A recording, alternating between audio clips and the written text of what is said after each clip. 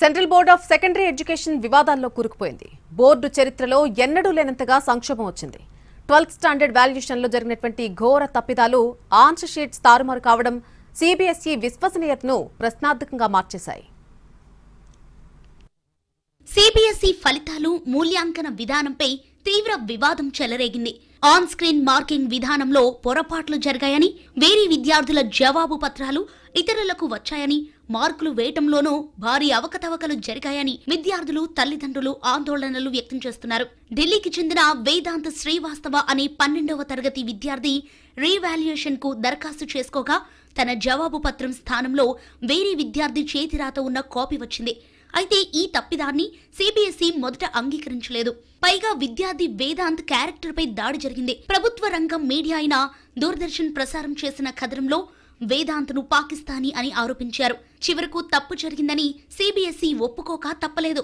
వేదాంత్ సమస్యను పరిశీలించామని, అతనికి సరైన ఫిజిక్స్ జవాబు పత్రాన్ని పంపామని తెలిపింది సిబిఎస్ఈ. అతని మార్కులను కూడా అప్డేట్ చేస్తున్నట్లు బోర్డు తెలిపింది.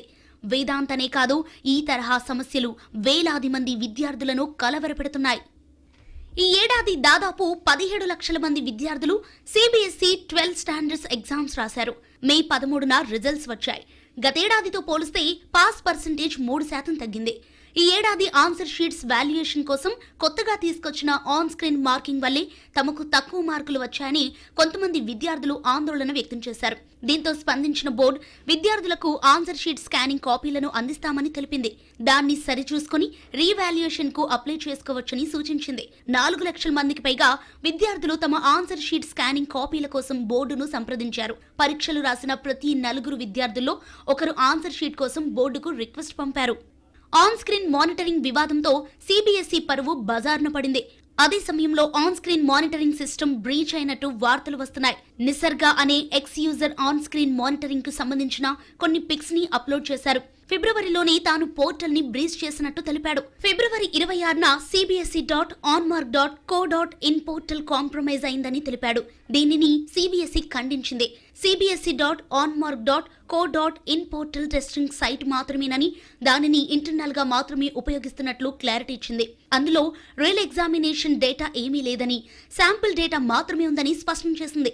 దీనికి కౌంటర్ గా తాను డేటాను ఎలా యాక్సెస్ చేయగలిగానని నిసర్గ ప్రశ్నించారు. కొన్ని స్క్రీన్ షాట్స్ ని కూడా అటాచ్ చేశారు నిసర్గ. సిబిఎస్ఈ పరీక్ష ఫలితాల్లో జరిగిన తప్పులపై లోక్సభ ప్రతిపక్ష నేత రాహుల్ గాంధీ స్పందించారు.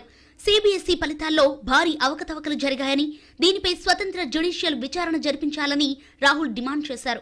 ఎక్స్ లో పోస్టు పెట్టిన రాహుల్ గాంధీ సిబిఎస్ఈ ఫలితాల్లో జరిగిన తప్పులు, అవకతవకలపై దేశంలోని పిల్లలు, వారి తల్లిదండ్రులు షాక్ కి గురయ్యారని రాహుల్ అన్నారు.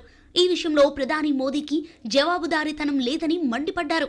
CBSE students right now and their parents are anxious, they've been traumatized, and the Prime Minister of India has nothing to say.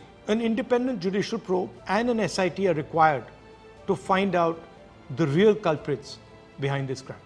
We stand with the students and we are to help and protect you in any way we can. మరోవైపు CBSE 3 భాషల విధానంపై విచారణకు Supreme Court అంగీకరించింది. Chief Justice Suryakant, Justice Joymalya Bagchi, Justice Vipul పంచోలీల bench త్రిభాషా విధానంపై కేంద్ర ప్రభుత్వం సిబిఎస్ఈ, ఎన్సెట్లకు నోటీసులు జారీ చేసింది. సమగ్ర వివరణ ఇవ్వాలని సూచించింది.